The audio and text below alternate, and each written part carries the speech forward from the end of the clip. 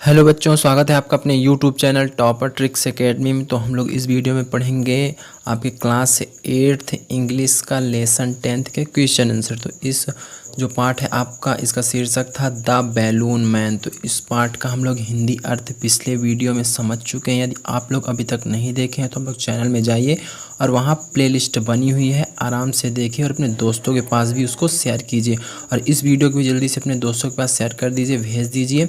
और चैनल को सब्सक्राइब कर लीजिए जो भी अभी तक चैनल को सब्सक्राइब नहीं किए हैं, जिससे आपको आने वाली वीडियो की अपडेट्स मिलती रहे। तो आगे बढ़ते हैं और देखते हैं इसके क्वेश्चन आंसर और उनसे संबंधित उसका हिंदी अर्थ भी देखेंगे। तो वीडियो को पूरा ज़रूर देखिएगा। तो सबसे पहले हम लोग इस एक्सरसाइज देख लेते हैं। इसमें क्या दिया हुआ है, लिसन एंड रिपीट, अर्थात सुनो और इसको दोहराओ।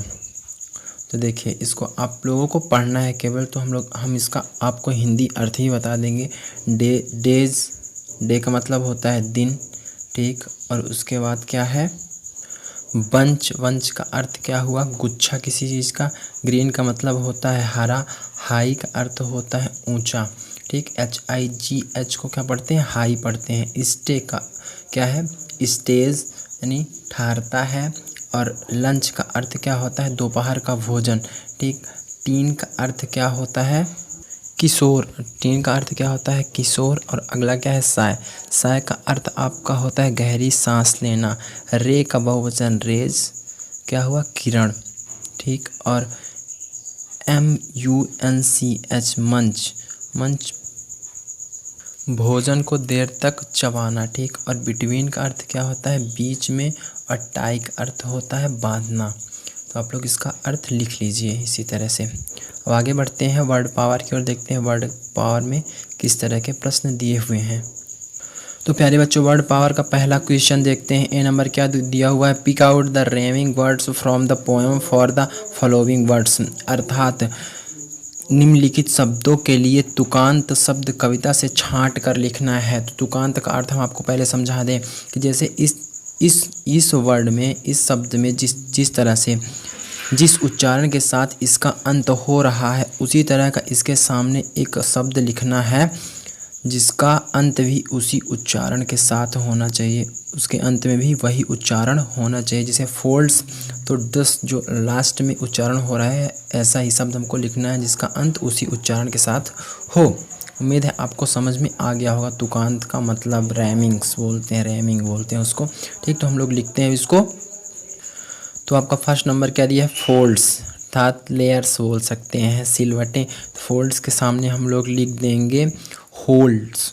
होल्ड्स और फोल्ड्स बोलने में एक ही तरह के लग रहे हैं ना, उनका अंत जो है एक ही तरह के उच्चारण से हो रहा है, तो इनको क्या बोलते हैं, तुक अंत। तो यहाँ लिखेंगे होल्ड्स, HOLDS। होल्ड का अर्थ होता है पकड़ना, पकड़, ठीक। फनी, फनी FUNN, फनी यानी मज़ेदार। उसके सामने क्या लिखेंगे, तुकांत वाला शब्द सनी, SUNNY यानी धूप। डाइनिंग, डाइनिंग का मतलब होता है भोजन। और उसके आगे लिखेंगे शाइनिंग, शाइनिंग का अर्थ होता है चमकदार, ठीक। मग, मग आप लोग मग का अर्थ जानते होंगे हिंदी में, तो मग MUG, इसका तुकांत शब्द क्या होगा, इसके सामने TUG, टक। बल से खींचते हैं, ऊपर की ओर खिंचाव, ठीक। और आगे क्या है, फैलिंग, फैलिंग यानी असफलता। तो इसके तुकांत का शब्द क्या हो जाएगा, सैलिंग यानी नौका यान या जल यात्रा, ठीक। जल में यात्रा क्या है, सैलिंग का अर्थ हो गया। तो आप लोग इसको भी नोट्स में लिखिए इसी तरह से। अब आगे बढ़ते हैं, देखते हैं बी नंबर क्वेश्चन।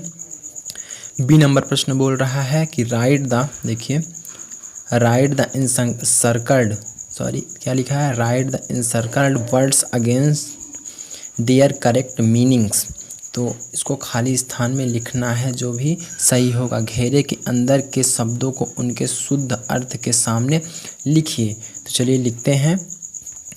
ए नंबर बोल रहा है कि where the things are sold, जहाँ चीज़ें बिकती हैं उस स्थान को क्या बोलते हैं। तो यहाँ आप लोग भरेंगे फर्स्ट नंबर पे मार्केट। फर्स्ट नंबर में क्या भर देंगे, यहाँ भर देंगे मार्केट, ठीक।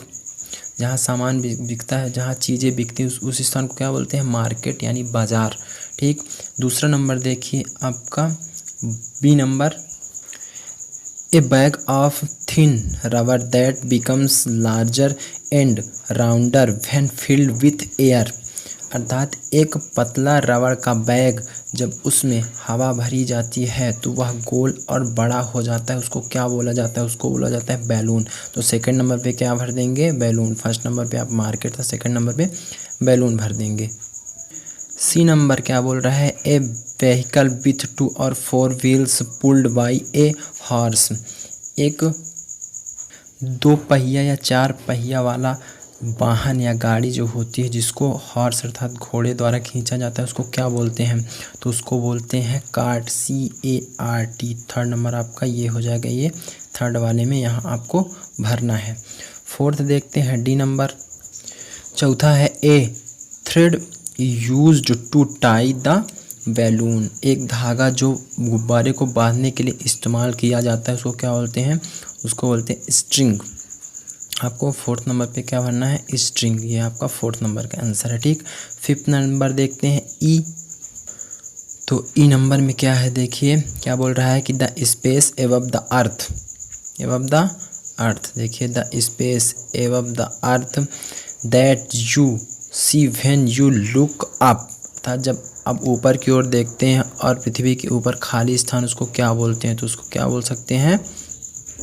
स्काई। अर्थात यहाँ आप भरेंगे स्काई। फिफ्थ नंबर का आंसर आपका ये होगा स्काई, अर्थात आसमान, आकाश जो होता है। जब आप पृथ्वी के ऊपर देखते हो आपको एक खाली स्थान दिखाई देता है उसको क्या बोलते हैं? स्काई, आकाश।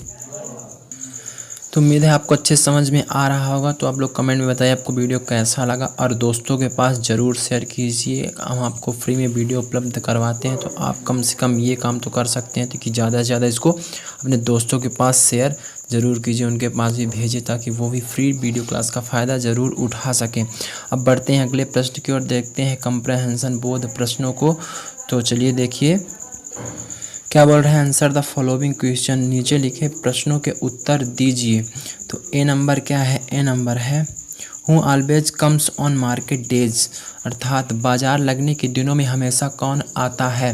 तो आप लोग इसका उत्तर लिखेंगे a balloon man always comes on market days. अर्थात एक गुब्बारे वाला हमेशा बाजार लगने के दिनों में आता है। सेकंड नंबर देखिए, दूसरा number, what does he hold. क्या है? What does he hold. अर्थात वह हाथ में क्या पकड़े रहता है? आंसर होगा इसका उत्तर ही holds a lovely bunch of balloons. Hindi अर्थ, वह गुब्बारों के एक सुंदर गुच्छे को अपने हाथ में पकड़े रहता है। किस लिए? बेचने के लिए।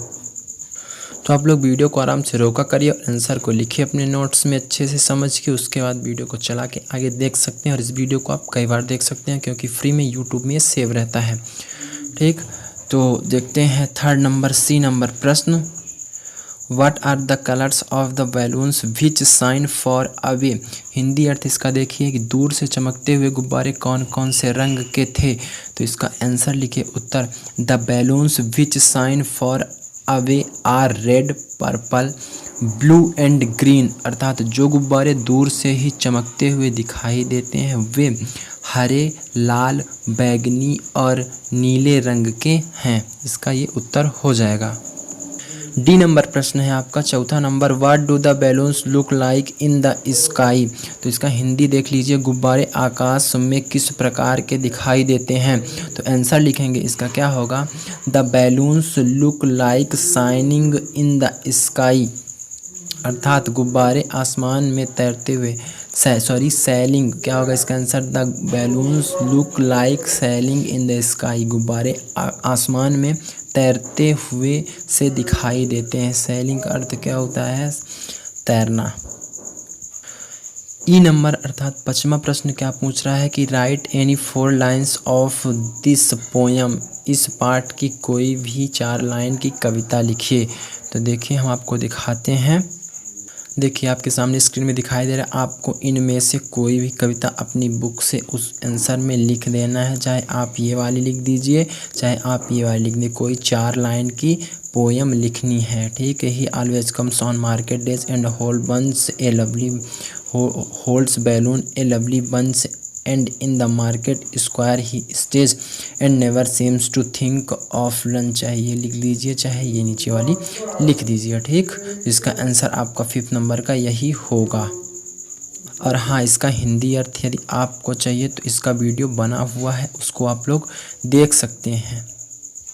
छठवां और इस लेसन का लास्ट क्वेश्चन है आपके सामने, F नंबर, ठीक। व्हाट डज द पोएट से इन द थर्ड स्टेंजा, अर्थात कवि कविता के तीसरे गद्य में क्या कहता है, ठीक। तो इसका हिंदी अर्थ ये हो रहा है, तो इसका हम लोग उत्तर लिखेंगे। आंसर क्या है, in the third stanza of the poem the poet says that the balloons are big and small and they are tied with a string.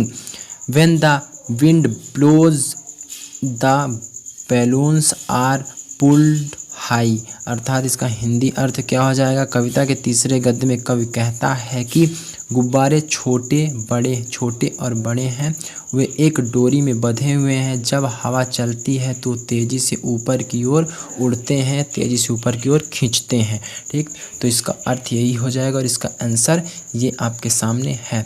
उम्मीद है आपको वीडियो अच्छा लगा होगा, तो चैनल को ज़रूर सब्सक्राइब कीजिए और सपोर्ट कीजिए, अपने सभी दोस्तों के पास भेजिए। इस चैनल में आपको हिंदी माध्यम के सभी वीडियोज़, अच्छे और बेस्ट वीडियोस फ्री में उपलब्ध कराए जाते हैं। तो इस वीडियो में इतना ही, मिलते हैं अगले वीडियो में। अगर जो आपको कोई भी दिक्कत होती हो तो कमेंट में बता सकते हैं, व्हाट्सअप में बता सकते हैं, ग्रुप ज्वाइन करके व्हाट्सअप ज्वाइन कीजिए, वहाँ आपको बहुत सारी चीज़ें मिलती हैं, फ़ायदा होगा। तो इस वीडियो में इतना ही, मिलते हैं अगले वीडियो में। जय हिंद, जय भारत।